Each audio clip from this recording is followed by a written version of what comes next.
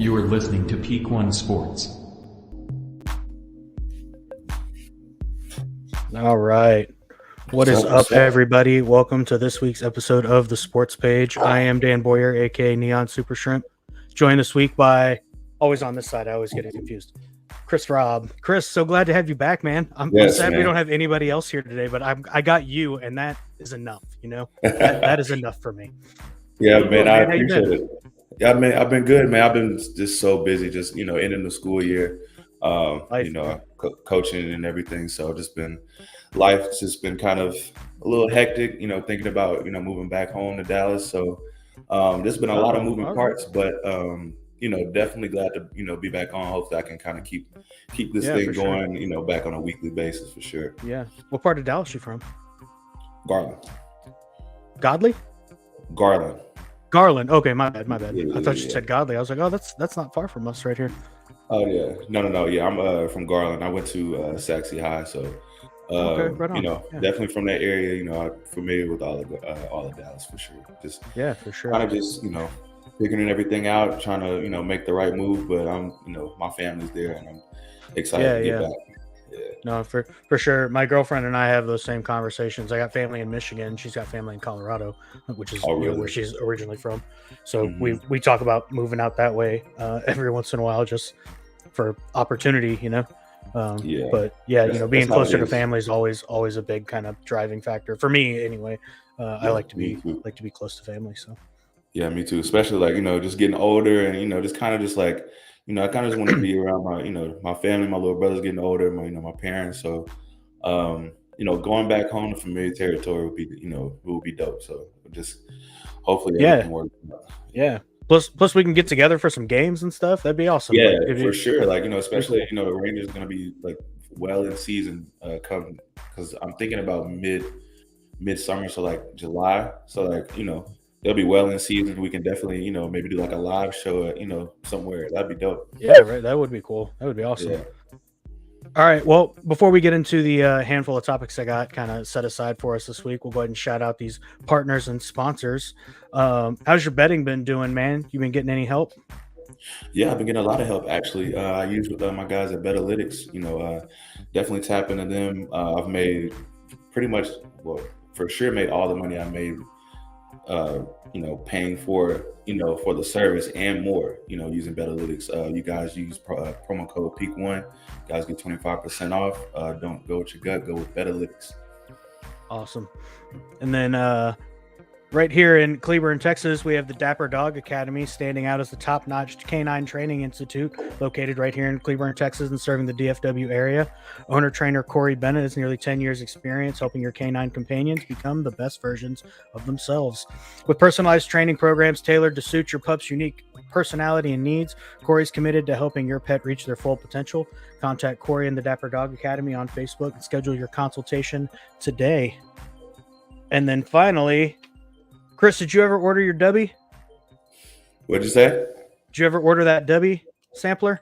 I did not, but I definitely have the link. Like I said, I've been looking for a pre-workout for a minute. Have you been using it constantly since we talked last? I have. I usually have about one a day. I really like them. They don't make me as jittery and stuff as some of the other energy drinks. That's what I need. And if you've ever had C4, I like C4 if it wasn't for the niacin. The niacin I'm a little sensitive to, so it gets me a little flushed. But this stuff is really good. It kind of gives me the perk up that I need to kind of keep going, whatever little energy boost. But I don't get like real jittery on it. There's really no crash at the end. So looking for a superior energy drink to replace those inferior caffeinated beverages. W contains 0 maltodextrin, 0 fillers, 0 artificial colors and dyes, and 0 proprietary blends. Coffee fruit extract is the star of this beverage, helping you focus and energize without jitters or crash. Order W using promo code PEAK1 and enjoy 10% off your order. I'm still drinking the blue one. I think we got one more sample left. That Ashton and I were gonna drink. It's like a peach flavored one. Man, we tried one a couple of weeks ago. The last time Ashton was on, Galaxy Grenade. Really good. I'm probably gonna order me a tub of that one. That was really good. That's yeah. I'm as soon as we get off air, I'm gonna definitely put in an order because I don't know, it slipped my mind, but I was just talking to my friends. I was like, I need a good pre-workout that doesn't give me, because I use Ghost and Lit, and it gives me like an itchy feeling. I don't really like that, so I'm gonna definitely try. Yeah, that's the niacin. In it, I'm a little sensitive to it too. It gets me a little flushed. I get a little itchy. So like that. I mean, if you're like looking for one, just when you're checking like the ingredients and stuff, that's the niacin probably. That's usually what it does. So find the ones that don't have that, and you're a little better off. Because honestly, that was my thing when I first started taking pre-workout. I was taking C4. All these pre-workouts were plugging here, but I was taking C4 for a while, and I liked the energy boost that I got from it, but I didn't like the itchy, flushed kind of feeling that I got, especially on like my arms and my cheeks and stuff. So, and I kind of found that I was just niacin sensitive, I guess, which a lot of people are. So that's just kind of what it is, I guess. But all right, my man, we will jump right into the NBA. The Mavs game is on right now. I had posted this on Facebook yesterday, but Game 5, big important game when you are tied 2-2. The winner of Game 5 in a 2-2 series, a tied 2-2 series, wins the series 82% of the time. Yeah, I was about to say it's got to be high, like 80%. Yeah. Very high. Yeah. So big important games. It's actually the same, I guess, in like the NHL. It's about the same percentage. So big game going on right now for the Stars versus the Avalanche. But we'll talk about that here after a little bit. Could be in that position. They should be up 3-1, but I totally agree. That's what I was going to say. Well, let's start here. So Jokic wins the MVP. Luka gets voted third. What do you think? Snub to Luka? Was Jokic the right pick for MVP on this? No, I don't think so. I think they just get too comfortable with voting him. In reality, I know the homer in me wants Luka to win, and he had all the numbers to do so, but I probably would have just gave it to SGA just off of best team in the league. I think he was like second or third in the league in scoring, and he's clearly their most important player. Luka's obviously the most important player for Dallas. Jokic with the Nuggets, but I feel like SGA probably just with the season he had. I know Dallas struggled early on in the season, but they made a great run at the end. Jumped to the 5th seed, but it just doesn't really sit right with me that Jokic has 3 MVPs, and I know he's great, but it's like I don't know, I still wouldn't take him over Shaq, or I don't know, maybe like it's the new day and age. He's a stat guru, but I don't know. Man, I totally agree with you, to be honest, because I feel like a lot of these kind of records and stuff that Jokic's been or Jokic, however you want to say it, has been like setting and breaking over the last couple of seasons and everything. Like he's a very good player. I'm definitely not. I'm not trying to say that he's definitely he had a great game. A top player. Oh my, an incredible. I was going to mention that too.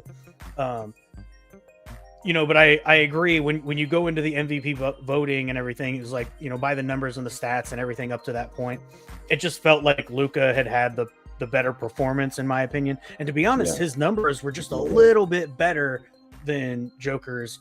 Yeah. I mean, they were close because Joker was still he wasn't averaging 30 points like like Luka was. I think he was averaging like 23 or 24. Mhm. But I think he had more assists a game on average, and it might have been close with rebounds Close to too. rebound. Yeah.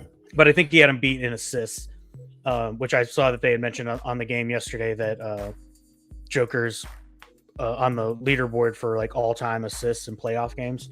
He was like third or fourth on that list. So, Yeah. but I mean, I definitely thought, and I mean, I feel like we could totally be biased here as Luka fans, as Maverick fans. Obviously, we would like to see Luka win that MVP. But if I throw a little asterisk on it, after the whole MVP voting and everything was done, and these last two games that I've watched of the Mavericks on Monday and Denver last night, man, it feels like Joker earned that MVP. You know what I mean? I mean, Luka's, and I'm not trying to say that Luka's not, like he's struggling. It's hard to necessarily say that he's playing badly because I don't think that's really the case. But he's definitely not putting up, his 30 points a night or anything. I mean, they're containing him very, very well. Shout out PJ Washington for stepping up in those games, in the last 3 games. Huge, But I feel like there's plenty of argument to make for Luka should have won the MVP. Whether you're a Mavs fan or not, I think you can acknowledge the fact that like Luka had an incredible season. The fact that he didn't finish second, I think, is the real slap in the face. Either way, like even if SGA would, I feel like he was still like the second best option, regardless. Right. Yeah, like you said, the last 2 games, Jokic has made his case, but I also feel like, I don't know, maybe like the first series, I feel like Luka had a better series than Jokic. So it's like, it's kind of give or take. But we had a fan comment. Luka has been hurt. He's for sure, and you can see it in him. Yeah, and like Lou Dort has. I mean, they call it dirty. I mean, it might be a little dirty, but it's playoff basketball, and he's he's doing his job, and he's not a scorer. He's a pest, and that's what he's doing. He's pestering Luka, and Luka, he's handling it well. And I feel like if he wasn't hobbled, I feel like he would be making more of the shots that he usually makes. He'll be getting more lift on his jump shot. So it's just one of those things where it's just deep in the season and you're battling. Yeah, for sure. I mean, honestly, like I feel like you can tell Luka's definitely battling through some body fatigue and some injuries and things like that. You can tell like his knee's not really like 100%. He's definitely not getting up off the floor as fast as you probably like to see him get up from a lot of these plays. But I mean, it's definitely not his heart that I'm questioning or anything at this point. Yeah, he's tough. Honestly, it's fatigue and how long can he kind of keep this up, because there's still a lot of basketball left to be played. I mean, even if we make it through this series, there's still you assume probably Denver, but Minnesota's been playing very, very well. And then getting to play Boston, who's pretty obviously going to take the East the way they smack down the Cavs in 5. Their offense has been incredible, 100+ points in every game. It's just they're looking pretty unstoppable. So that's going to be tough anyway. So I think for the Mavs, I think they're, for health reasons, you would want them to close out in 6. You would want the Minnesota Denver series to go 7. And then, you have those extra couple days before, because that it depends on who it is. Because if they play Minnesota, then they'll get a couple extra days, for travel purposes and things like that. Denver's a little closer than Minnesota, so they might be a 2-game, like Monday, Wednesday, Friday, like they're doing with the OKC. So, we'll see, man. I'm not questioning Luka's heart at all, because a lot of superstars that are on different teams would be sitting out. And he doesn't. He comes out every night. He gives everything he has. So yeah, for sure. I mean, I love watching the guy play. You're totally right, though. Ideally, we can get through this in 6 and get even just an extra day of rest for Luka and Kyrie. I think we'll help set them up for that. But Oklahoma is definitely not just going to go away. So not at all. I would be surprised if this one didn't end up going going to 7, but definitely got to win this game 5 first. Get the odds on your side and get that going. Mm-hmm. All right. Kenny actually just mentioned here, we'll shout out the Stars real quick. I guess the Stars, for the first time, Colorado has managed to get the lead in the series, which is a stat I heard earlier. Actually, I thought that was crazy because even with the one win they managed to get, it was an overtime goal. So they've never actually had the lead in the series so far. So their first with the lead, regulation 3-2 right now. Yeah. Wow. Okay. So Stars definitely need to win this game 5 as well. I think they're playing really well. I honestly think the big thing for the Avs is the Nichushkin incident where I don't know if you saw this, but he got suspended, right, for the rest. Yeah, he was placed in a stage 3 player assistance program, which requires a 6-month minimum kind of suspension with no pay. And then he'll be able to apply for reinstatement after the fact. That obviously had a big kind of moral effect on the Avs. They found out like 2 hours before the game. I saw that. So and that had a pretty obvious effect on him. You kind of see like morally they just weren't really on the ice. McKinnon actually had a moment in like the first period. He made like a little mistake and he kind of like hung his head, stood on the ice for a second, and then like got back to skating. And it was like, man, you can see these guys are really kind of taking it hard. Which I mean, that's tough news to get like middle of your playoff run. Yeah, they said star I player saw like morning skate or something like that when they found out. So like that's like, the Mavs going out there and finding out, like Kyrie or something can't play for the rest of for 6 months, and like that's tough. Right. That's definitely tough. Yeah, and I mean, especially just like you're saying, when it's a key player like that, Nichushkin had 9 goals, 1 assist over the 10 playoff games he's played in so far. So I mean, he was obviously having a big impact on that offensive front. So hopefully everything works out for him. He gets the help and everything that he needs, and is able to come back and get right and affect his team in a more positive manner from the future on. But yeah, so far Avs leading Stars 2-3, and we'll transfer over here. Got a little bit of NFL news today. They obviously dropped the schedule today. I wanted to talk about that just a little bit. Kansas City versus the Ravens for the opener. What do you think? How you feeling? Yeah, I was actually just on the phone with my friend. He's a Steelers fan, and we'll talk about the Cowboys schedule in a little bit. But we were talking about how like the Ravens, this might be like the most dynamic backfield probably like in my lifetime. I was hard pressed. I was trying to think of like a team that had like such a dynamic quarterback and running back.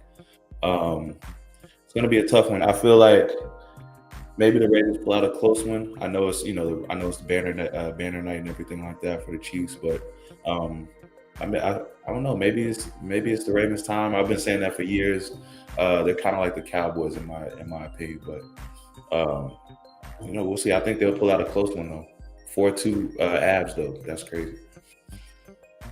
Yeah, Kansas City versus the Ravens for a season opener. I'm actually pretty on board for that. I think it'll make for a pretty exciting game.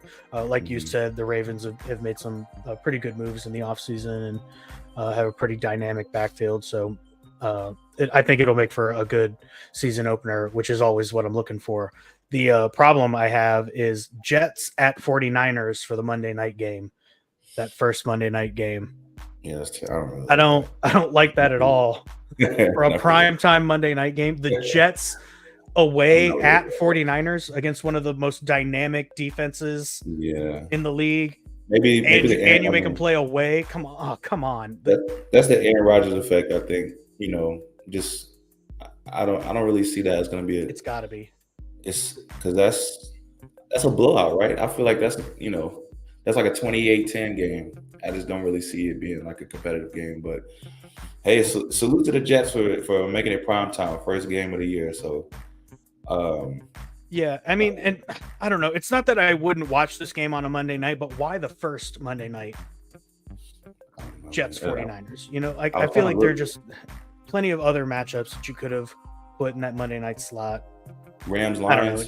They could have probably did that. Like a Matt Stafford going back home type of thing, maybe like, but I don't know. I don't really get it, just like you. Yeah, I mean, I'm obviously going to watch it, but I'm not Yeah, for sure. as excited about it as Kansas. Mm-hmm. I can't hear you. Sorry.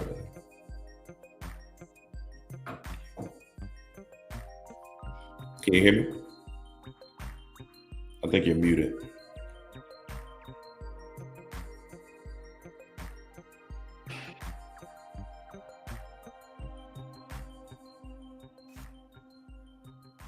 You hear me? Yep, there you go. Yeah. All right. All right. So actually on mute. That's crazy. Jared Goff signs a 4-year, $212 million, $170 million guaranteed contract.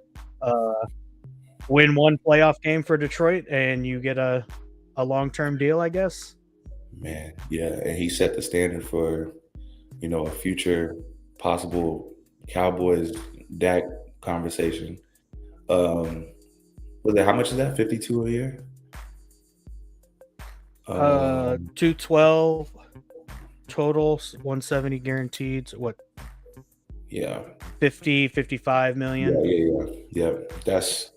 I mean, if that's what the league is doing, I mean, I guess. Depending on how it's structured and everything. Yeah. I mean, if we're paying Jared Goff $50 million a year, I mean, I guess, if that's what they like, that's what they like. But I think that goes back to one of our older conversations about how there are no other quarterbacks. Like, no great team is giving up their quarterback.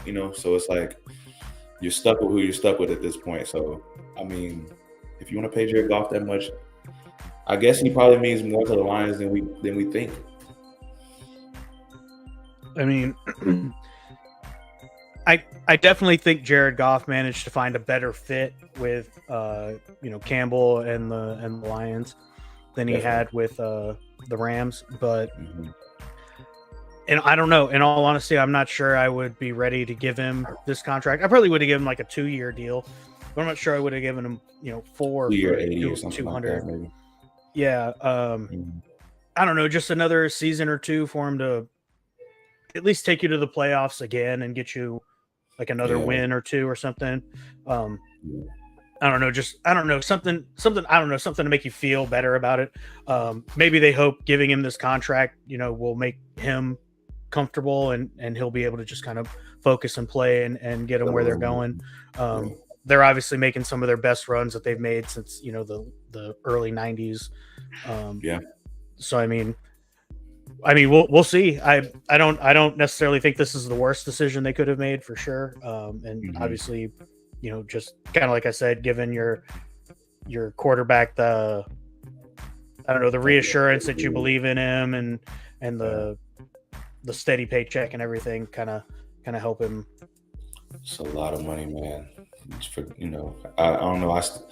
I do see Jared Goff in like a Kirk Cousins like realm, so it's kind of hard for me to because Pat Mahomes got his contract and I was like, oh, that makes sense. But right. It is what it is, man. Yeah. Well, I mean, Pat Mahomes is he's a generational player. You're not going to see many Tom Brady's or Pat Mahomes coming through the league, but I definitely agree. Goff's got a very Cousins-esque kind of feel to him. Yeah. And I definitely feel like in the right system and everything, he can thrive more. And I think, Dan Campbell's kind of got that going for him. And that whole, honestly, everything that Detroit's been doing, or that Dan Campbell's been doing in Detroit, I've been a pretty big fan of.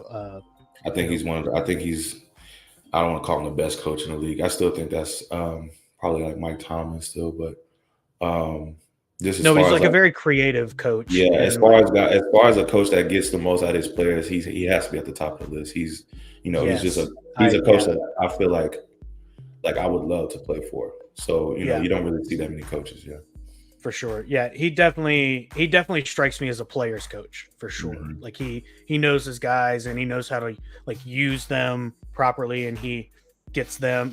I think he even works his system a little bit to fit his players, while also making a successful system and everything. So, so all in all, probably a pretty good decision overall for Detroit to just secure their quarterback. At least they don't have any of the quarterback woes going on, like the drama in Atlanta or whatever Chicago or Denver's doing with whatever they're doing. Yeah, well, I don't. Yeah, who knows? Yeah. All right, we'll talk a little bit about this Cowboys schedule, kicking it off week 1 at Cleveland, and then finally coming home for 2 games in New Orleans and Baltimore before our first division game against the Giants. To be honest, I don't mind that start. I feel like normally we start off with a Giants game, with a division game that week 1. Yeah. And if it's not week 1, it's usually week 2. But I personally like the idea of taking this Cowboys defense and let them go smack Cleveland around that week 1 and get a little confidence in them, honestly, I'd like to think you'd get the same thing out of week 2 against New Orleans, but I feel like they can always be a little sneaky. So that should be a tougher game than Cleveland. And then you finally get your first test against Baltimore in week 3. Yeah. Before you take on the Giants. I feel like that's looking at the schedule now. So realistically they should be 2-0 going into that Baltimore game. That's going to be like one of those games. Yeah. So it's going to be, and it's at home too. It looks like so. I would have to be there at that. Like I would have to go to that game. That's going to be a good measuring stick game. Yeah, for sure. They have a lot of those on the schedule. I feel like they have a pretty tough schedule. If I'm just looking at it like face value, all of the big games are, teams that were deep in the playoffs last year. So yeah, for sure. The middle stack here. I'm glad we have a week 7 bye. I always like to have a mid-season to a later bye. 7's probably about as early as I like my buys to be. Getting that week 4 bye is always the worst. But week 7 I can live with. But I totally agree because after that Giants game, it gets kind of tough. Pittsburgh, Detroit, San Francisco. I think Atlanta's going to be a worthy opponent. And then you got Philadelphia, Houston. And then you close it out with Washington and the Giants. So right there in that middle, kind of 6-8 weeks is a pretty tough chunk of games. Yeah, and a good number of them are away at Pittsburgh, at San Francisco, at Atlanta. Yeah, I mean, let's see. I'm trying to. What you have a schedule like a record prediction? You think? Like way too early one? With the schedule drop and everything, I think we could take a stab at what we think this would turn into. Let's see. So just real quick, I'm gonna definitely let me see. If I'm being conservative.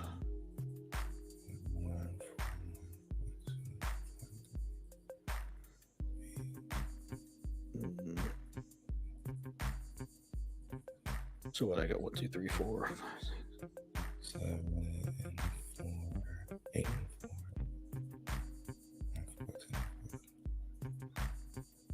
Yeah. Okay.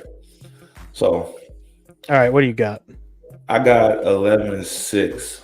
Just trying to be like brutally honest with myself, and not try to, because I had them losing to Baltimore just off of like, if I were just to put them on the field right now, I would have Baltimore beating them. I would have them losing at San Fran. Do we ever play San Fran at home? I feel like we always play them in Candlestick. Yeah. It's like why can't we get them at home? But that's a loss. I feel like one of the Philly games will be a loss. That Houston game might be a loss too. Depends on what Bengals team shows up. And then so 12-5. I kind of just threw you throw a loss in there just because you never know, like they lost to the Cardinals. So you just kind of never know, like one of those games. But 11-5, 11-6, 12-5, teetering on that. I think that's about where I'm at. I got like a 13-4. It's not bad. I think I'm probably being a little. I'm kind of with you. I would think we would split the series with Philly. Yeah. And I mean, to be honest, I would imagine we would win all of our division games, minus the 2 with Philly, which I think we would split. The irony being, I would imagine we would lose at home and beat them away. Yeah, it's kind of how it's just kind of how we do it. Yeah. But yeah, I'm kind of looking at this and I'm thinking like a 13-4. Yeah, it should be 13-4. Yeah, so I definitely think 12 is probably the number to really be shooting for. We should win the division, I would think. Yeah. It'll also depend on what Philly ends up doing. And to be honest, I'm almost terrified of that offense. I'm both excited and scared to see this offense come out in the preseason and the regular season, because they are just stacked in that backfield. All that speed. If their O-line is right, they're gonna be real tough to beat. But like New York and Washington, I don't think I'm worried about at all. Yeah. So Philly's the only team I think I'm worried about in the NFC East, just because Kellen Moore running the Eagles offense. I liked Kellen Moore. I did too. I had high hopes. I had high hopes for him. I was sad that it didn't quite work out for him here, but I knew somebody would pick him up and somebody's going to take advantage of it. And to be honest, Kellen Moore and the speed of that Eagles offense might just be a good match. So and I mean the creativeness of Kellen Moore's play calling and everything. Yeah, I think we gave up on him too soon, I feel like, but I mean, like I said, I was talking to my friend earlier. We have a bet on the Steelers game, but we were talking about the Eagles, and we were talking about how the Cowboys can never get like a superstar pickup, like a free agent pickup. And I was trying to think, and maybe you can shed some light on this. Maybe I was thinking the last one was T.O., but I feel like I'm missing someone as far as like a pickup that we were like, that's a star that's kind of in their, like pretty much in their prime, that was a free agent that we picked up. Yeah. Well, didn't they I'm drawing a blank on his name. Deshaun Jackson? Didn't they drop him and bring him back at one point? Cowboys? No, the Eagles. Oh, yeah. I'm talking about from the Cowboys perspective. Oh, yeah. Yeah, I don't know, man. Honestly, even this offseason, like the Cowboys have made the least number of moves I've seen them make in a long time. Yeah. And I mean, to what you're saying, like, not that I necessarily expected them to go get, like a prime time player. In all honesty, I was kind of hoping that they were going to at least talk to or interview Zay Flowers after Jacksonville let him go. Yeah, exactly. And I didn't hear anything about that before he signed with was it Arizona? Yeah, Flowers, I think he's Arizona. I can't remember. He signed with somebody though now. Yeah. But I was kind of surprised, like, after letting who was the receiver Cowboys just let go? Michael Gallup. Yeah, thank you, Gallup. And I don't know. I was expecting him to at least talk to the kid, and they didn't, because I mean, it seemed like he would have been a good fit here, but they didn't do anything there.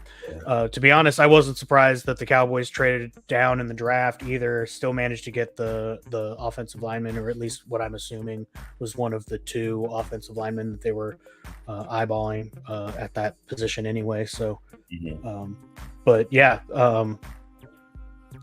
Hopefully we'll see them make a few more moves over the summer. It doesn't feel like they've squared this roster away quite yet.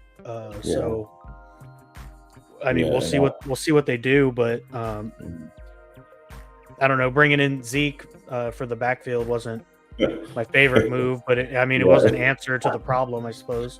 Right. Yeah. It's like, I mean, might as well bring back Dirk or something. Like, I don't know. Like, it was like kind of like along those lines. But I know Zeke still has.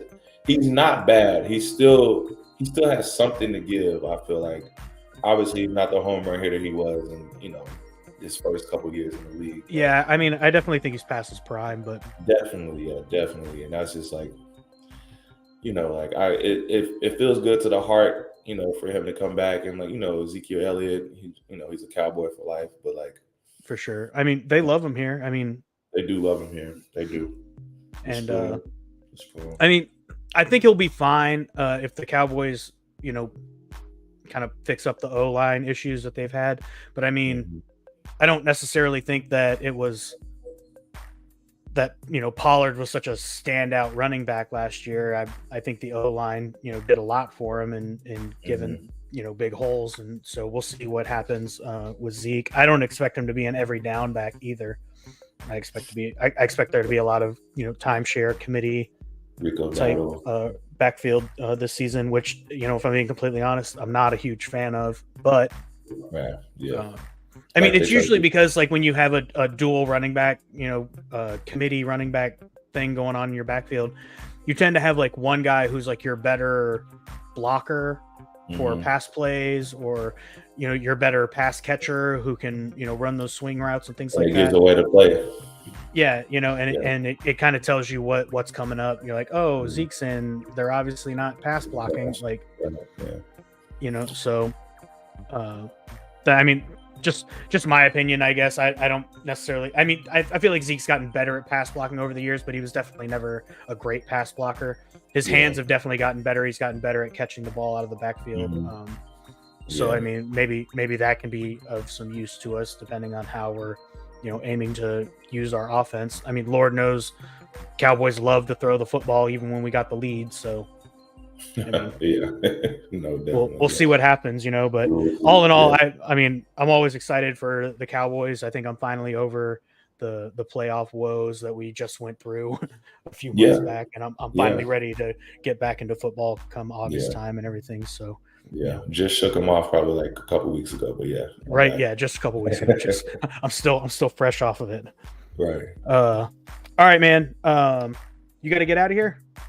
Yeah, I'm gonna try to catch the rest of this game, and then I got a little work I got to do. But man, it's been great being on again. I can't wait for next week. I'm gonna definitely be back on.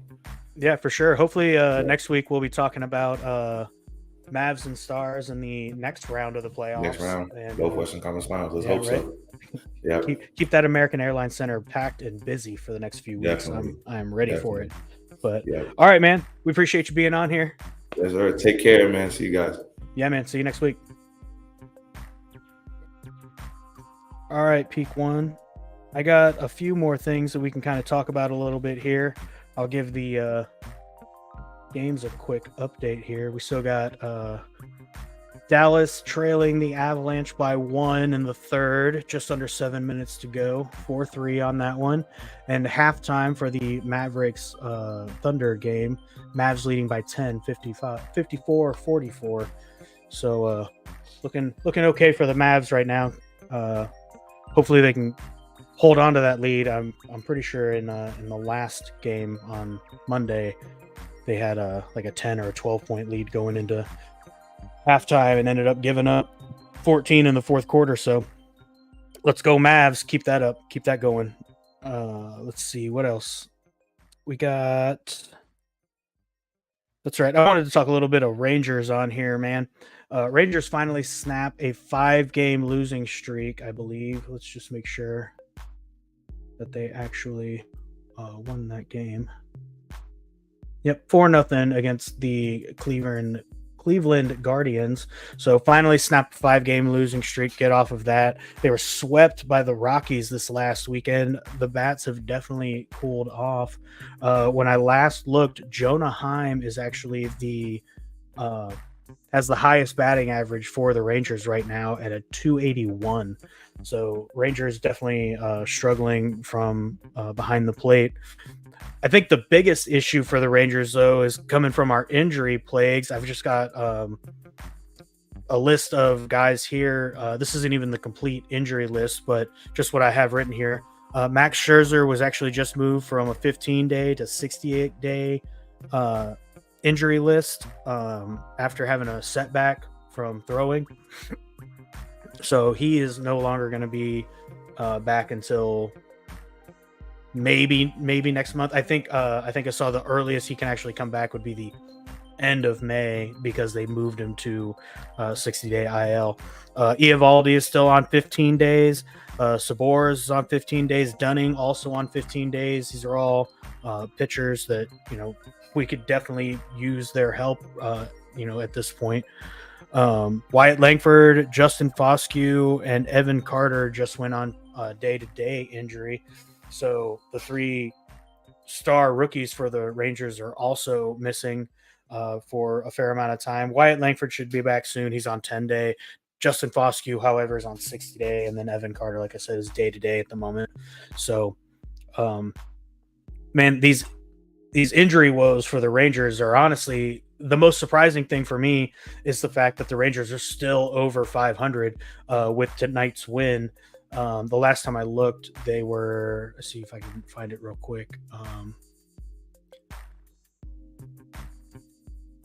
Rangers, sorry. So Rangers are now a game. They were 2 games, but with the win tonight, they're now a game and a half behind Seattle. That 5-game losing streak was a real nut shot for the Rangers, doing really well considering all the injury woes that I was just talking about. And then, I mean, especially to get swept by Colorado in the last weekend. I mean, not a great team, the Rockies. They never have been necessarily. And I mean, it's just unfortunate. They were doing really well, kind of on a tear there for a little bit, and now they're kind of back to fighting the 500 demon, just trying to stay on top. I don't necessarily think the Rangers have too much to worry about in the AL West. The Seattle Mariners are obviously playing well, and they're really kind of our only competition right here in the AL West. It's still very early in the season. And with any luck, our players come off these injuries, come back to the lineup, and just kind of fit right back in where they were before they got injured, and hopefully we can just get some guys on base, score some runs, and hopefully take some more W's. I'd hate to see the Rangers struggling in such a way, considering that it's not necessarily their fault; it's just injuries. Otherwise, they seem to be playing pretty damn well, in my opinion. Just injuries, really, really setting you back. So yeah, hopefully they can get all that together and kind of start having a better month of May as we head into the back half of the month. All right, that's pretty much all I have for this week. The Mavs game and Stars game are still going on. Let's see if I can see another score update. Yep, about 5 minutes left to go in the Colorado Avalanche Dallas Stars game. Avalanche still up by 1, and the Mavericks and Thunder about to come out of their halftime ready to play. So I'm going to get out there. I'm going to check out these other games, see what's going on. Hopefully see the Stars close out this series, see the Mavericks take the important lead, get ready for the next round of playoff games and everything. And we'll be back next week with more talk on that. Hopefully more Stars, more Mavs talk for playoffs and everything. And hopefully with a few more of the guys, we can get everybody back in here and have a little bit of celebration time on the sports page. But yeah, I think that's it's going to be about it. So for this week's episode of the sports page, I am Dan Boyer, aka Neon Super Shrimp, and we will catch you guys next week. Thanks. Bye.